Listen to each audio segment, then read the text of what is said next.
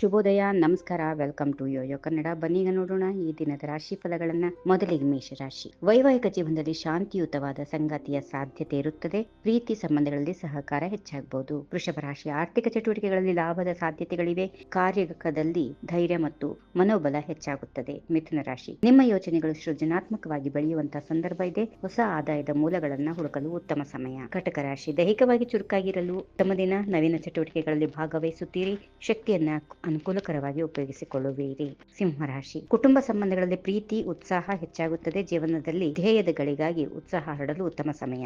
ಕನ್ಯಾ ರಾಶಿ. ಆರ್ಥಿಕ ಪರಿಸ್ಥಿತಿ ಸಾಮಾನ್ಯವಾಗಿರುತ್ತದೆ. ಕೆಲಸದಲ್ಲಿ ಸಂಯಮ ಹಾಗೂ ಸಮಾಧಾನ ಮುಖ್ಯ. ತುಲಾ ರಾಶಿ. ಹೊಸ ಚಿಂತನಶೀಲತೆಗಳು ಮತ್ತು ದೈಹಿಕ ಚಟುವಟಿಕೆಗಳು ನಿಮ್ಮ ಜೀವನವನ್ನು ಹೆಚ್ಚು ಆರೋಗ್ಯಕರ ಹಾಗೂ ಸಂತೋಷಕರವಾಗಿಸಬಹುದು. ವೃಶ್ಚಿಕ ರಾಶಿ. ಭವಿಷ್ಯಕ್ಕಾಗಿ ಉತ್ತಮ ಯೋಚನೆಗಳನ್ನು ರೂಪಿಸುವ ಸಮಯ. ಪ್ರಚೋದನೆಯಿಂದ ದೂರ ಇರಿ. ಧನುರಾಶಿ. ಕೆಲಸದಲ್ಲಿ ಹೆಚ್ಚಿನ ಸಾಧನೆಗಳನ್ನ ಮಾಡುವಿರಿ. ಧೈರ್ಯ ಹಾಗೂ ದೃಢತೆಗೆ ಹೆಚ್ಚು ಉತ್ತಮವಾದಂತಹ ದಿನ. ಹೊಸ ಗಮ್ಯಗಳನ್ನು ತಲುಪಲು ಅದು ಸಹಾಯ ಮಾಡುತ್ತದೆ.